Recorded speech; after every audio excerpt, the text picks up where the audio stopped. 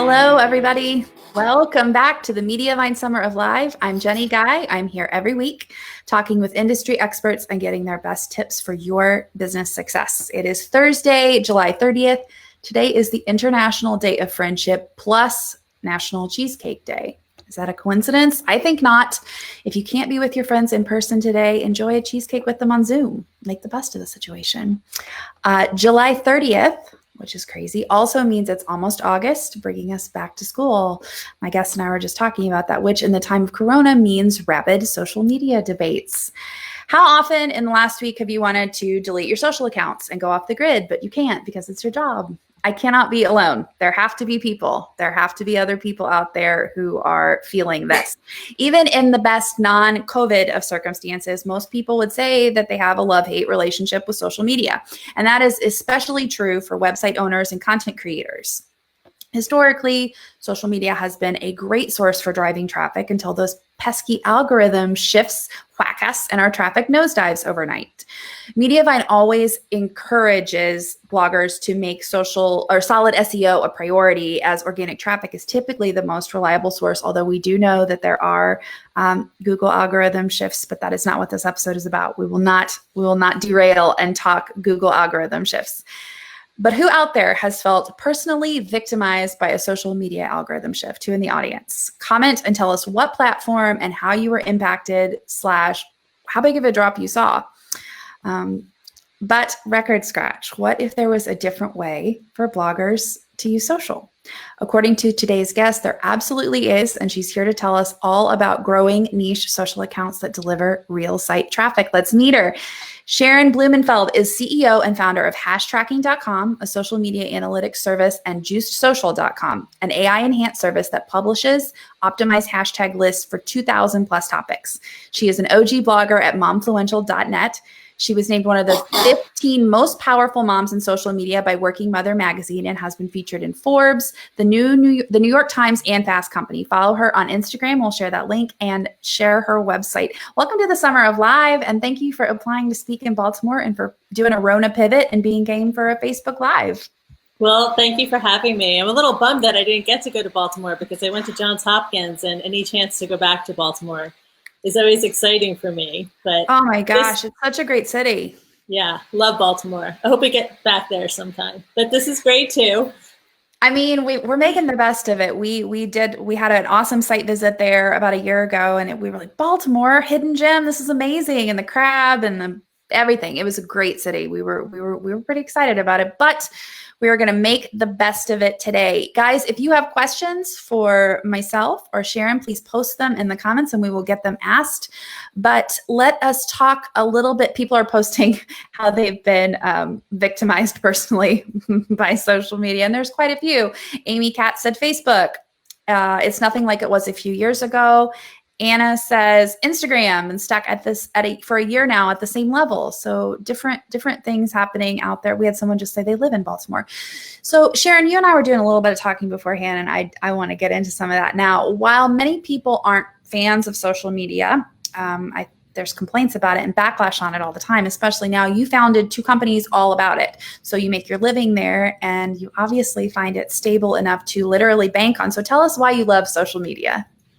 I love the immediacy of social media. I love the flexibility of social media. I love most of all, what I love about social media is the ability for niche groups to find their tribe on social media. Mm-hmm. It is such a powerful thing when people find each other. And there are so many groups on Instagram and on Twitter that you don't even realize that they're there until you start doing the kind of deep dive into niche communities like I did when I was creating all of the topic categories for Juice Social.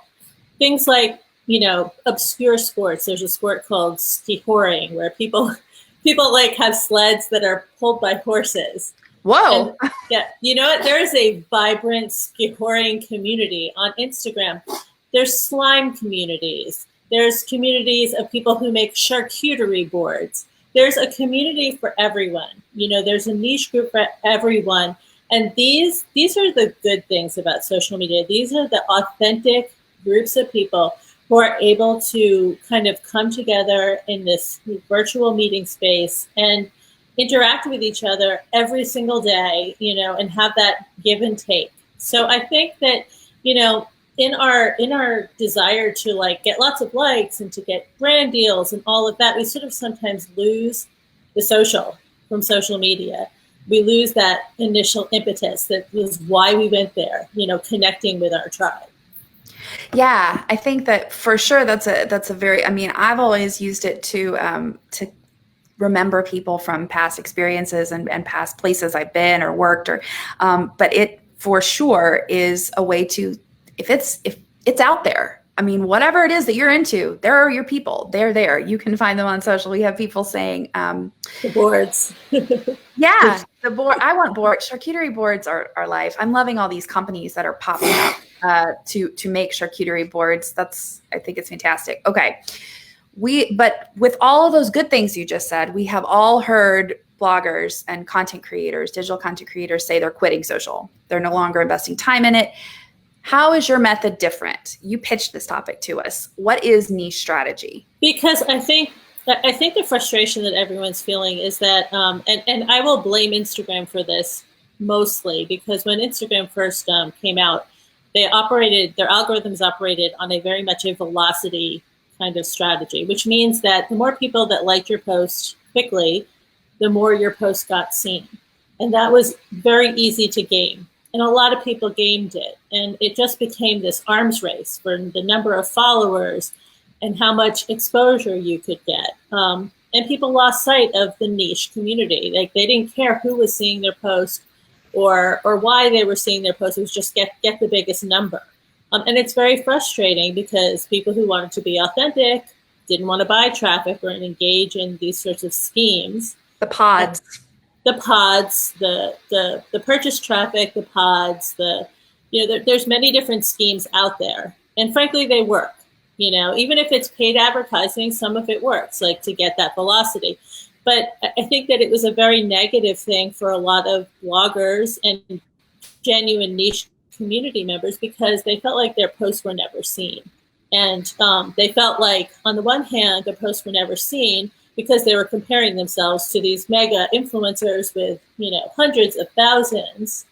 And it's an ego thing also. It's definitely ego. It's like, oh, nobody likes me. Nobody's seeing me. Why am I doing this? I'm not getting results. And then there's also this feeling of it being this magical thing where you can't control anything. Like, who knows? Who knows why your post is being shown or hidden? Is there a shadow ban? Does Instagram hate me? Does, Twitter not really want to show my post? Nobody really knew what was kind of making their post show, other than having lots of followers and lots of likes. That was the one thing that people felt like they were in control of, and oftentimes doing it black hat ways, to get results. I think the algorithm has gotten a lot more sophisticated, particularly in the last year and a half. So some of those black hat methods are no longer working for people, and a lot more of the niche, kind of original niche stuff, is becoming effective again. But I think people need to sort of have a real heart-to-heart with themselves and examine what their goals are before they employ any niche strategy and algorithm strategy. Because I'm not talking about here today like how to get 1 million followers and get brand deals. If that's your goal, this method is not the method for you. If your goal, however, is to sell your own services, to drive traffic to your website, to build a strong and committed, following for your site, your service, your product, etc., then this stuff works. I think that all of that was very, we've got a lot of people chiming in about their own personal frustrations with these things. We've got Ellen Folkman. She just said, I'm over Instagram. It seems to grow when I ignore it. Michelle Price says, wow, Ciaran is talking directly to me about my Instagram experience. Like there are a lot of people that are empathizing with this. And I've heard a lot of publishers and content creators talk about how frustrated they are when they're seeing brand deals go to these people who have purchased followers. And that's how they've gotten where they are. And that's frustrating. But as you're saying, they aren't your people, and they won't last forever. And I do think, I don't know, I would ask that to you, and I would ask that to our audience. Do you think that brands are getting more sophisticated about their ability to look at a following and note whether or not their engagement? I know that there was a significant shift from working being a brand myself, and seeing the shift between just follower numbers on social media to actual engaged following, to whether the comments you're getting comments, you're seeing interaction, you're seeing asking about DMs, asking about actual relationships with their followers. I've seen a shift. What about you, Ciaran, and people in the audience? It really depends on the brand. So some brands are very, very, aware of all of the, fake and inflated numbers, and prefer to work almost exclusively with micro influencers. Like, they don't even want to work with mega influencers because it's a lot of money for scattershot, and they're not reaching their audience. So some brands are very, very up on it, and other brands are not so up on it. It also depends on the brand's goals. Like, are they just going for general exposure, or are they going for sales within a targeted niche? Definitely. So if you're the content creator, you need to ask yourself, do I want to be a mega influencer and, have big brand campaigns that are just going for exposure and going for the scattershot? And if the answer to that is yes, then go ahead and buy yourself some traffic. I mean, that sounds awful, but, do advertising, engage in pods, and all those things if you just want those big numbers for that type of stuff. But if your goal is really to drive traffic to your own site and to grow your own community, your own niche, and to, have loyal followers and people who will buy your product or service, or buy the product or service of very targeted brands that you choose to work with, then you can do that through building your DO. I call DO. DO is like the SEO social. It's discovery optimization. So everyone kind of knows at this point that you can do SEO for your website, but you can do DO, discovery optimization, for your social feeds. And it doesn't matter if it's Instagram, or if it's Twitter, or if it's TikTok, whatever your social feed is, they're all algorithm based. And they all sort of have the same ingredients for discovery optimization, although you may have more of one thing in one platform and more of one thing in another, but there are known things you can do. Very much true. And I love what you're saying, is that it's a way to link together all of the pieces to make those. So if you're a content creator with a website that you already have, a voice and a different niches, or a niche that you're talking to, and you're wanting your social accounts for that website to be an extension of what you've already done, it only makes sense that you would only connect to those people that are interested in the things that you're actually talking about. Okay, people are freaking out. They want to know about discovery optimization. Let's talk about it. So what can you do to grow stronger and more engaged niche communities on social media? Talk to us about DO. So I think do you have one of my slides? I do. Just to explain what DO is, people don't really think about, they don't think about social media in terms of search and in terms of discovery. So DO is what you do that helps people find your content. DO is something that you do that it affects how often your content is shown, and how authentic your content is viewed by the platform, which then leads to more discovery. So discovery is when your posts are shown more often in your follower feeds, when your posts show up in hashtag feeds, when platforms recommend you in their suggestions to users, and when your posts are promoted in roundups or collected into like a hashtag feed or to a local feed. Basically, it's your post being surfaced and shown more, in the same way that SEO causes your URLs in your posts to show up higher in search lists. So DO does the same thing, but it's through discovery. We can just dive right in if you want to, what happens that causes discovery? Yeah. How do you train the algorithm to recognize you and to reward you with discovery? And really, I talk about algorithm training in the same terms that I talk about dog training. It requires consistency and patience.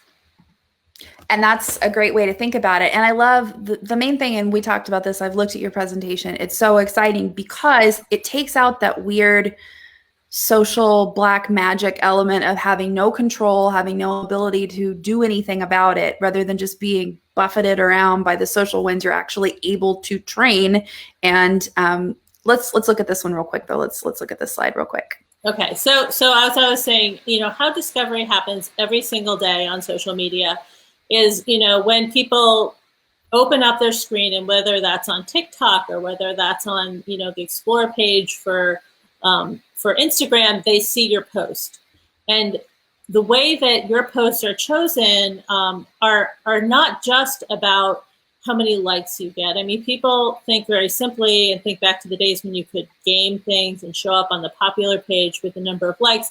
But it isn't just that anymore. The algorithm is actually a lot more sophisticated, and the algorithm knows, for example, whether your followers tend to like posts with the same hashtags that you've used, whether they follow other accounts that are similar to yours, whether your velocity, which is how many people liked your post in the short term, always comes from the same group of people. That's like one of the caveats of faking it with pods, is that the algorithm starts to recognize, okay, they always get 10 quick likes from these same 10 people.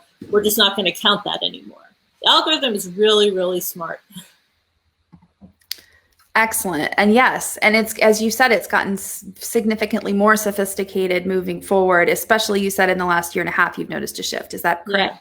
So, I mean, I guess like probably all of this sounds like kind of scary. It's like, oh no, I can't do this. I have to do this. What am I going to do? And it's actually like, I don't mean to scare people, because the things that you can do are very, very simple things that aren't all that time consuming. Like doing things like engaging in pods is actually far more time consuming than the very simple things you can do to train the algorithm to recognize you as a niche authority. So talk a little bit about the difference between a niche following and a quote big following. I mean, and obviously that's a relative term. Yeah, a niche following is really a following where you have followers that are your people, that are your fans. They like the same stuff as you. It's very targeted, and to get this sort of discovery optimization effect, you really have to hone your niche. You have to know exactly what your niche is, and you have to stay in your lane. You have to really focus on your niche. I know, like for me personally, with my personal account, that is the hardest thing of all. Like I just want to post about anything and everything. But if you have a blog or if you have a business, it's really critical to hone your niche and only post about your niche. You're not using that account to like your neighbor's baby pictures or your cousin's puppy or anything unrelated to the business, because that algorithm is looking for patterns. And if the patterns that you're feeding it are I like baby pics and dogs, then the algorithm's going to say your account's about baby pics and dogs, and maybe you're about soap, like really is what you want to be about. So if you are setting it up as a niche account, you want to clearly define what your niche is, clearly define who your followers are, and clearly define what sort of content and what sort of stuff you're putting out and what you're engaging with. So that's an important key, is to know what you're going to engage with. Guys, can we go ahead and share Ciaran's presentation so everyone has that? We've got that. She's got that available. There's some great links in there. We're not going to show every slide as we've been doing these last few weeks, but lots of great information for you to follow along on your own screen, see what you can from the screen share, and then look at when we're done. And then I've got a comment from Leah Ingram, which I think is an important one. She says, this sucks. If the same people like your stuff, you don't get rewarded. What if those are the legit people in your niche? So yes, Leah, that's a very good point. I didn't mean to say that you don't get rewarded if it's the same people. I'm talking about if it's like literally the same 10 people who like it in the first 10 minutes every single time you post, you're not going to get rewarded for velocity. Specific velocity is a specific thing that algorithms look at, which is how quickly people like your posts. If they are legitimate people who like that type of content, you're still going to get the benefit of having people who are genuinely interested in your content. The algorithm will recognize, like, you have community members who are genuinely interested in your content, but the algorithm will also recognize that maybe you're using those community members to gain velocity and won't reward you for the velocity. So this is another really helpful question. So Ellen Folkman says, so is it okay to share other bloggers' content? What if they're outside your niche? I imagine that makes a difference there. If they're outside your niche, then you're probably not serving your community or yourself by sharing their content. It's nice to do as a friend. I would share in your personal feed, but if you're sharing content that isn't within your niche, then no, you're outside your lane. Don't do it.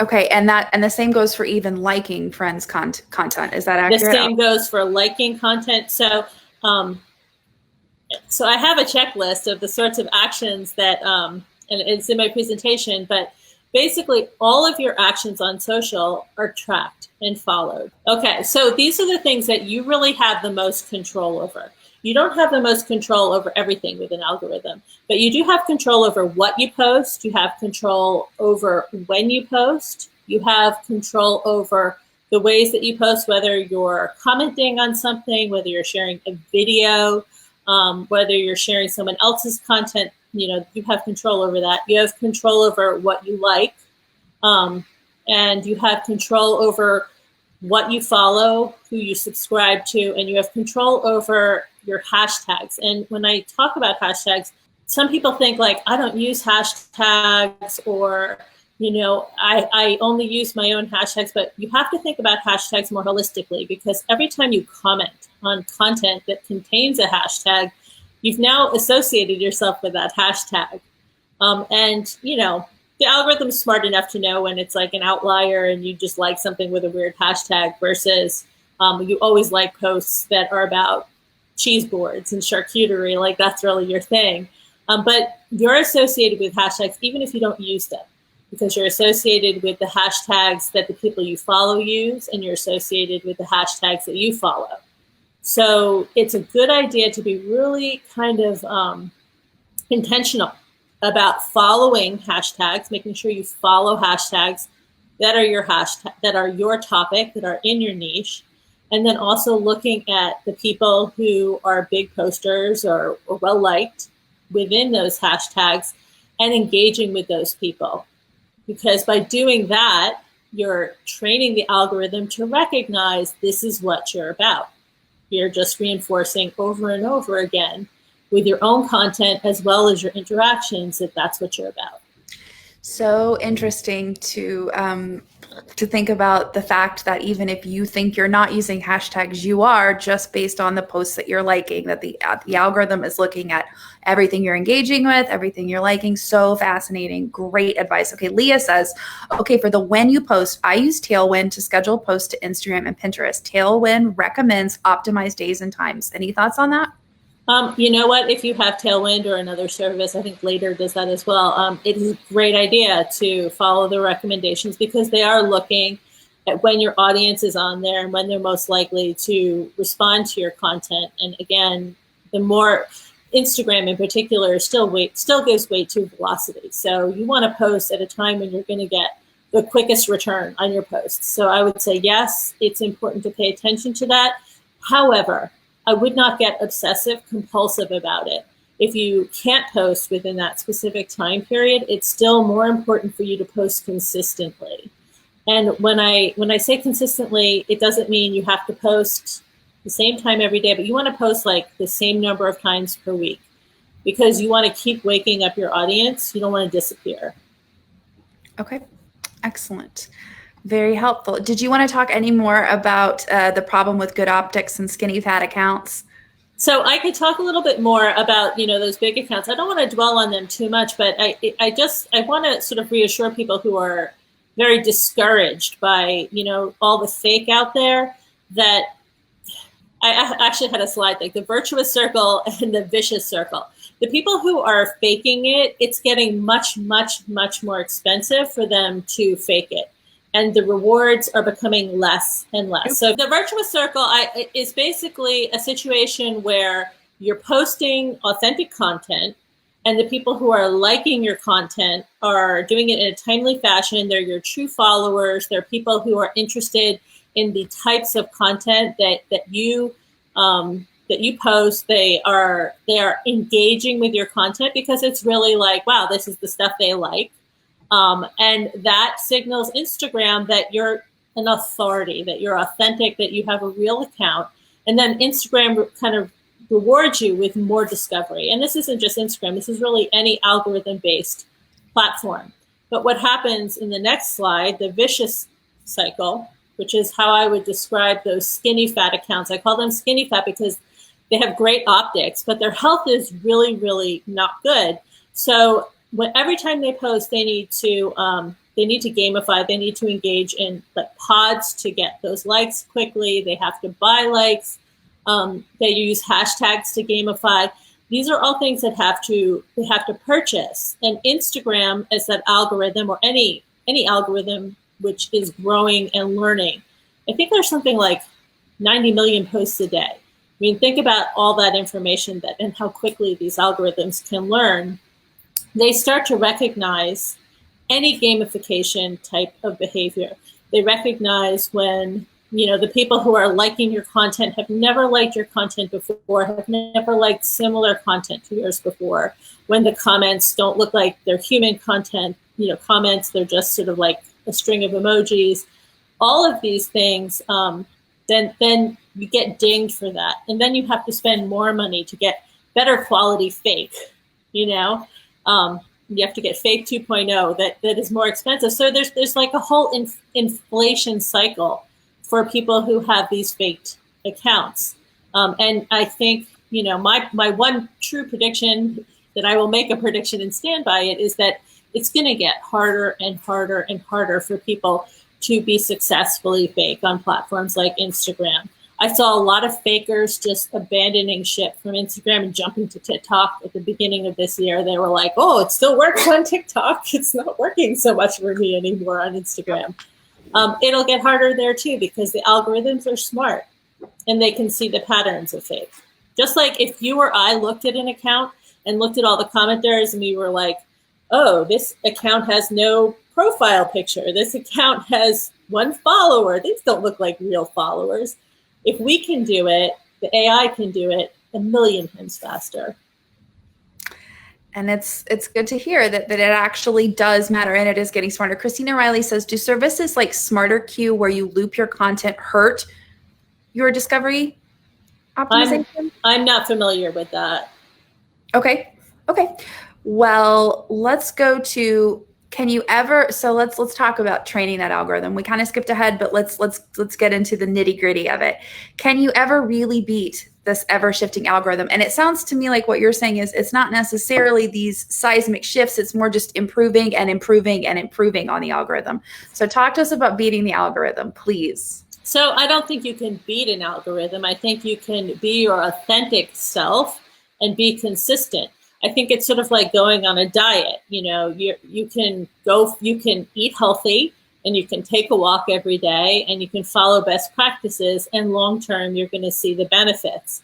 You may not have overnight results. You may not have some smashing story to tell within a month, but you're going to have the benefits of overall health. And I think even right now, like a lot of people are like, oh, no one's on social, or oh, I don't know what to post on social because of the pandemic, but it's actually a really good time to just lay the foundation for your niche. And to you don't have to set huge goals, but maybe your goal is posting 5 times a week and being really niche specific and using really niche specific hashtags and engaging with really niche specific accounts. And that's enough, because you are signaling your authority and you're laying the groundwork for future discovery optimization.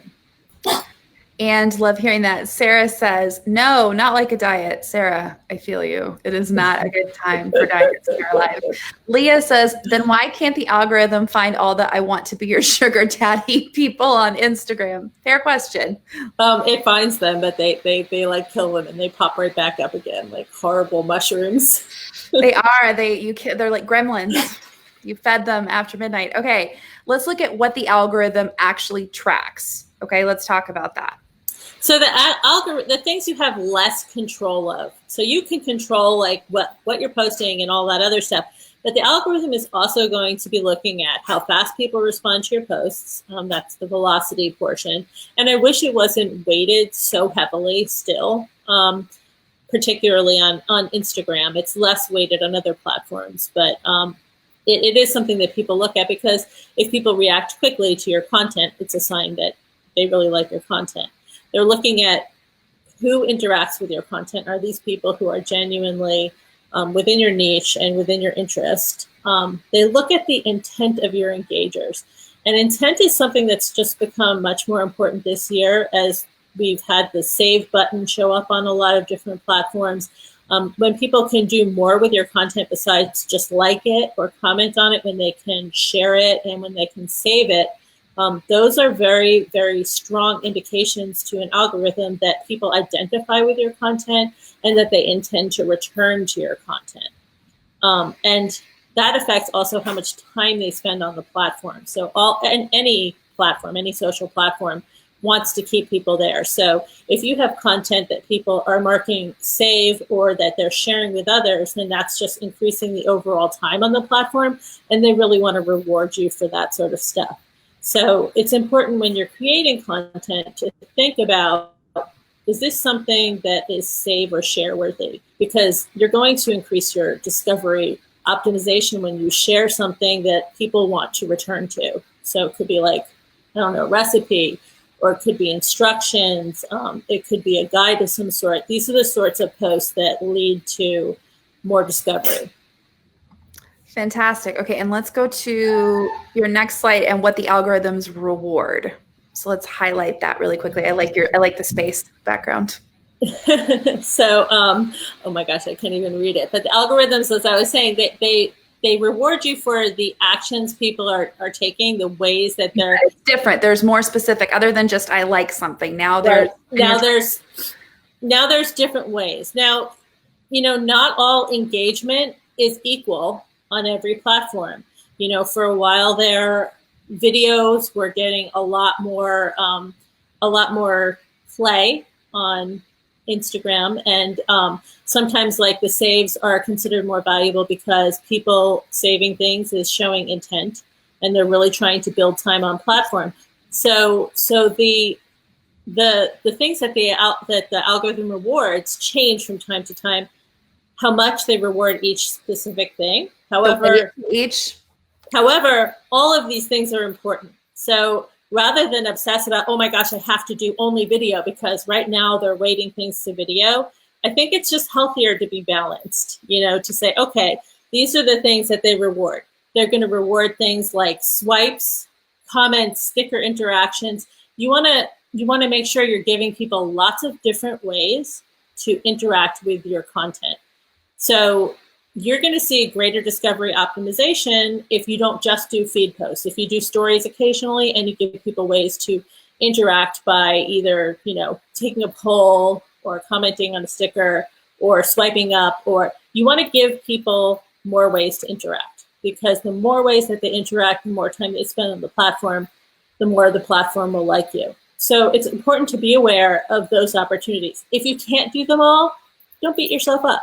You can still build your niche and build your authority without taking advantage of every single opportunity. But if you want to supercharge, you should be aware you're gonna get more overall exposure, and the algorithm is gonna like you more if it sees that people are interacting with you in all the different ways they can. If that makes sense. It does. No, it absolutely does. Giving people more opportunities to encounter your content and to interact with it. I love that, getting people involved. And you're very right. And it still seems to me that while it's not quite as extreme, video is still getting preferential treatment and weight in the algorithm, for sure. So you said all the things that you have control over, some of them you can't. I want to talk more about that intersection between good SEO and good DO. So let's break that down. So I'm not sure what the question is. So the interaction between SEO and DO. How can you take the practices, or good SEO, strong SEO practices, and have them translate over into social so SEO?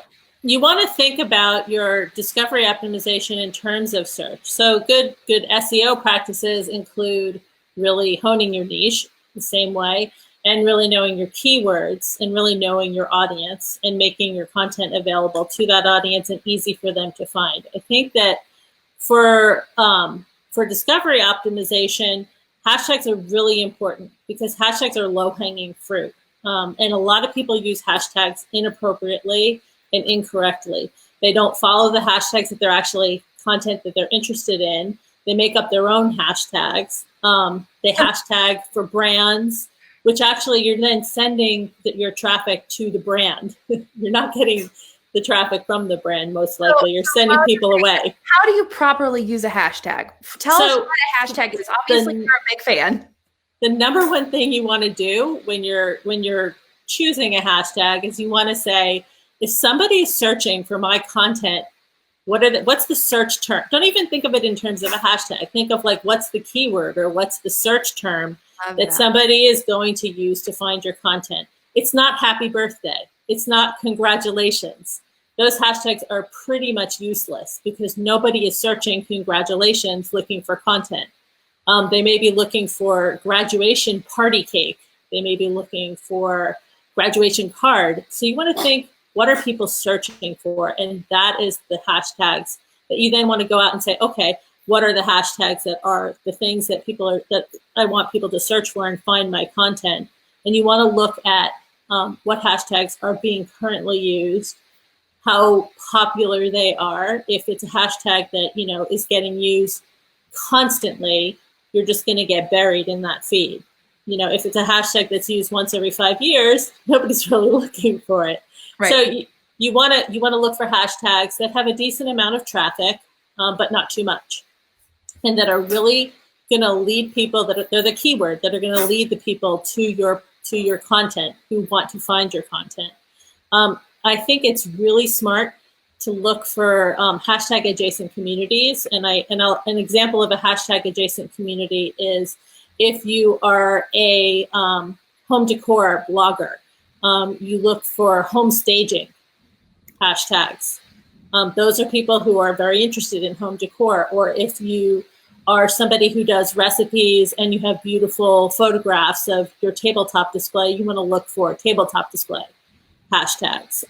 Something where the community is very interested in the same sort of stuff that you do, and the hashtags are appropriate for your posts, you can pull in an adjacent community. And those people could be very loyal to your content because it's similar enough to the niche that they're interested in. So if you're doing I want to hear about how you do your hashtag research other than just going to your site and getting a great keyword list of hashtags, how you're doing that. And are you doing this for each individual platform, or if once you've done your hashtag research, does it apply to all platforms? So I pretty much use Instagram for most of my hashtag research because I find that, people use the same hashtags that they use on Instagram on other platforms, unless there's like a specific TikTok challenge or a specific Twitter, thing going on. If it's a community or a niche hashtag, they generally cross platforms. And the way I like to do hashtag research, if I'm doing it manually, I'm gonna say, okay, what's the keyword? I'm literally gonna type it in. Instagram's gonna give me a list of suggestions, and I'm just gonna start looking at them one at a time and looking at the feed and saying, do these images look like what I'm about, or would the people who like these images like my image? Does my image belong in this collection of images? What we've done with Juice Social is we've trained AI on this process so that we can look at 100 million posts, in a week or less. And humans cannot do that. So, no, and why would you want to? And why would you want to? So, yeah. So, I mean, every single list on that site started out with human research. It started out with us going out and finding, we think that there's a community around this topic, and there's some hashtags around this topic. Let's find, the ones that are being used right now and look at the, relative speed or the relative amount of use and how related they are to the topic. Sarah Arswald says, how do you see the hashtag stats, like how often they are used? Where do you find that information? So Instagram will show you. They don't give you a lot of information, but they'll tell you how many times the hashtags have been used overall. It can be difficult to tell whether that use is recent or whether that use is all time. So, hashtag could have been really, really popular, 2 years ago. And you see that there's millions of uses, but everyone kind of stopped using it. You can look at the feed and see how recent the posts are and sort of get an idea of, how often the hashtag is used right now. Okay, I want to talk a little bit about what DO looks like in practice. I'm gonna push our faces away and let you talk through this slide, because this is the nuts and bolts. This is the nuts and bolts, and it's actually super simple. But it's a mental shift for most people, because we really think about discovery as being this sort of like magical thing if you use the right hashtag or, people like you enough. But it really is a very consistent practice of posting consistently in your niche and using your niche hashtags, which means, every day when you post about orange juice, you're using the orange juice love hashtag, and you're showing a picture of orange juice or something having to do with orange juice. You're following accounts that are about orange juice. You're following hashtags that are about orange juice. You're engaging with that content every single day. Whenever you go on, you're engaging with the content that you're about. And hopefully you have less control over this, but if you're really being authentic in your engagement, you're convincing your platform that you are about what you say you're about, your stuff is going to be shown, and other people are going to start engaging with your content that are really about what you're about. So you're going to get engagement from those orange juice people. So this is like in a nutshell, the most simple, expression of what we have control over and how you should be thinking about algorithms in general on social media to maximize your chance of discovery. The whether you use video and how you get people to interact, that stuff matters, but this stuff on this particular slide is what matters the most. It's that you're walking the walk, talking the talk, staying in your lane, and being really, really conscious and intentional about your content and really authentic about your content, because that is the foundation that you really need to get that strong niche following and to build your discovery optimization and your authority. And that is, for those that are following along with the slides, we can share that link again. That is slide 17. It's basically the nuts and the bolts of what we're talking about here. We did a little bit on this earlier, but I want to just reiterate. Are there specific social platforms? You said this works on all social platforms, but it can work differently. You said you primarily do your research on Instagram in terms of hashtag research. In terms of hashtag research, I primarily look at Instagram because community hashtags, like I said, sort of crossover onto other hashtags. But in terms of your consistency and you're staying in your lane and you're engaging with that content that is, in your lane, it doesn't matter what platform we're talking about. Algorithms are just like a puppy that you're training. If every single time you say sit, you push its butt down and then you give it a treat, you're training that puppy that sit means this and that's the reward. You want to do the same things over and over and over again and very consistently with any algorithm-based platform. Do you recommend focusing on one platform at a time, tackling multiple at once in terms of social? So it depends. It depends on you, first of all, like how much time you're willing to put in. I would say that you should claim your space on every platform where you think you want to have a presence. Claiming your space, like I said earlier, doesn't have to mean that you're doing 3 stories a day and you're using all the stickers and all the polls and every way that people can interact with you. It may just be as simple as saying, I'm going to commit to 4 posts a week. I'm going to be consistent and intentional about it. And I'm going to, make sure that I'm following and engaging, this much every single day. I think it was Gary Vee. He had like a grow your Instagram strategy that he shared. And I had to laugh because he didn't sell it as a algorithm training type thing, but it was really the same sort of stuff. And people are like, wow, his method really works. And basically it was looking at hashtags that are in your niche, following those accounts that are in your niche, and engaging with them daily. I mean, it's small, consistent practices. How much you want, if you want to do more, if you want to spend more time and engage with more accounts, and you want to use, more, you want to do stories and do more, your results may happen faster if you are putting yourself out there in more ways. But the results are going to be there, slow and steady, even if you put in minimal effort. So if you don't have the energy to do it everywhere, then fine, don't beat yourself up. Just, get that baseline of that, those very basic things, that what you post, what you follow, and what you engage with. That is really helpful. And how much time would you suggest is a good place to start? Like in terms of if you're wanting to do a bullet calendar or something like that out your day? You could get a lot done in 20 minutes a day. Per platform? Per platform. Okay. 15 to 20 minutes. I mean, you know what? I think TikTok takes like way more time because making videos takes a long time, at least for me. It takes a while for me to make videos, but interacting is really easy on the other hand on TikTok. So. Okay. So in terms of, this is a question we get all the time for SEO. We talk about SEO and a lot of people ask about cleaning up their old posts and their old content. How does that translate? How does SEO equal DO for social? So that is a great question because, a lot of people have old content. And I think it is really important to make sure that your feed reflects who you are, because when you are, say, using a new hashtag and you're attracting someone to you, that is your opportunity to gain a new follower. And the first thing they're going to do is click on your profile. They're going to look at your feed. And if you've got a bunch of old random content that isn't about what your niche is about, you've lost them. Like you need your feed to be really niche specific, and you need people within 2 or 3 seconds to see it and know that you're about what you say you're about, both in your description and in the images that you have. So I think it is really important to clean up and curate yourself, like from the get-go, hone your niche and make sure what's there isn't all that old stuff. And that's all platforms, regardless of anything. All platforms. Anywhere where there's an algorithm, the same as you would do for your blog, you get rid of all that extraneous content that's confusing the algorithm, do the same thing.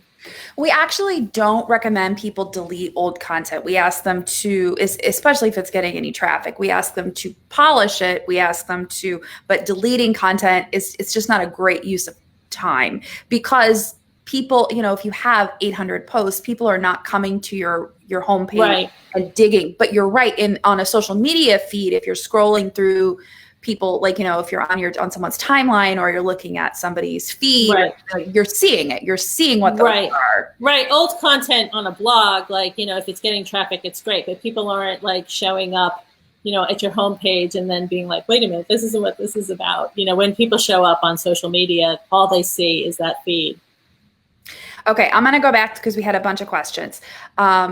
Pamela said, I just saw this now with Ciaran. I want to go back and listen from the beginning. Sid, who works here with Food Genetics, says, so I should stop watching endless videos of old Olympic gymnastic competitions on Instagram using my primary blog account. Sid says, yes, you should definitely stop. I mean, we're not saying don't watch those. We're just saying not with your blog account. Anna says, so we have a themed dinner party platform and post the parties and the recipes. Does this strategy mean that we should not acknowledge and post about, say, National Girlfriend's Day? I think it's fine to acknowledge and post about National Girlfriend's Day. And sometimes using those hashtags, it's like a great, just idea for content. But you want to make sure that you're saying this is the dinner party for National Girlfriend's Day that we're hosting. You want to always tie it into whatever your thing is about. Yes. So make sure it's clear and that you're showcasing those consistent hashtags, right? If you're always posting about hashtag dinner party, hashtag eat at home. But you get up to 30 hashtags. So like, maybe 10 or 15 are your like sort of niche specific and consistent ones that you use. Maybe not every single post the same 15, but like you have that pool of hashtags, 15 of them are really niche. But you have space for other things and to draw in other people.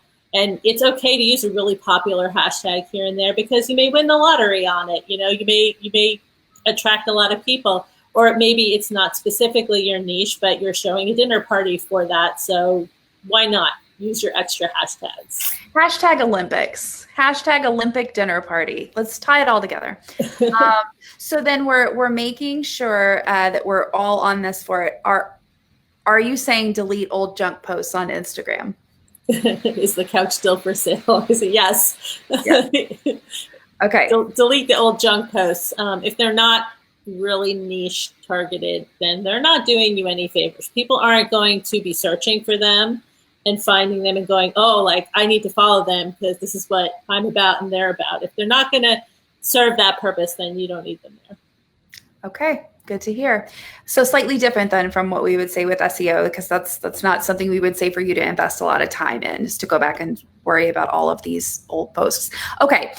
Do you, what kind of results have you seen from this? I think that's the thing that you've said it's slow and steady. What have you seen from your clients and from yourself? And how do you track those results? What metrics are you really looking at? So it's slow and steady, but sometimes people do, like I said, win the lottery. Sometimes people will use a hashtag from a hashtag adjacent community, and they'll go from like 100 views on a post to 12,000 views on a post. Like, just because that hashtag hit within that feed. And then what you really want to look at, though, is when you get all that traffic, when you're being discovery optimized and your post is being shown to so many more people via a hashtag, or just via good optimization, and maybe it's being shown more in people's feeds that follow you.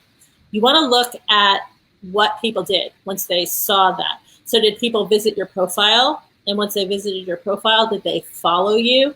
So this is why it's really important that if you use a hashtag and you're getting 7,000 new people who are then, oh, let me check this person out, let me look at their feed, you want them to follow you. You want them to then, you want to capture them and to, you want them to be your regulars. You want to look at also how often your posts were saved and how often your posts were shared, because that is something that platforms are looking at to represent intent. If somebody is saving your content, that's somebody who wants to come back.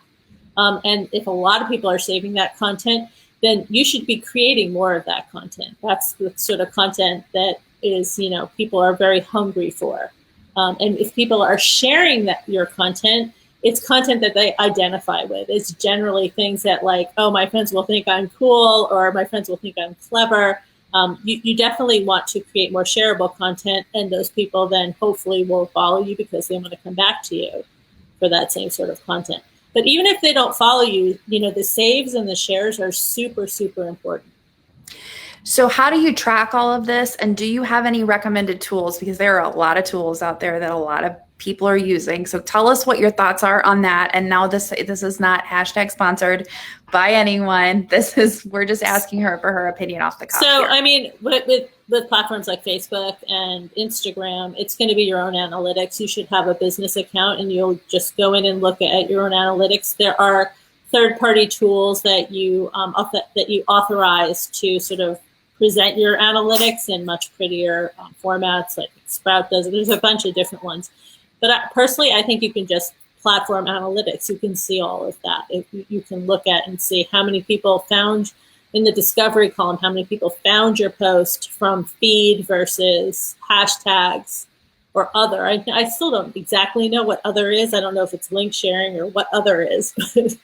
But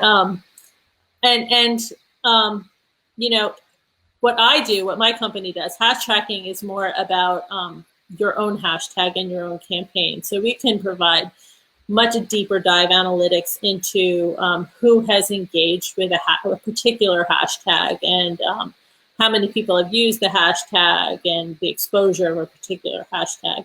But just as a content creator, when you're growing your own account, you want to look at how people are interacting with your individual posts.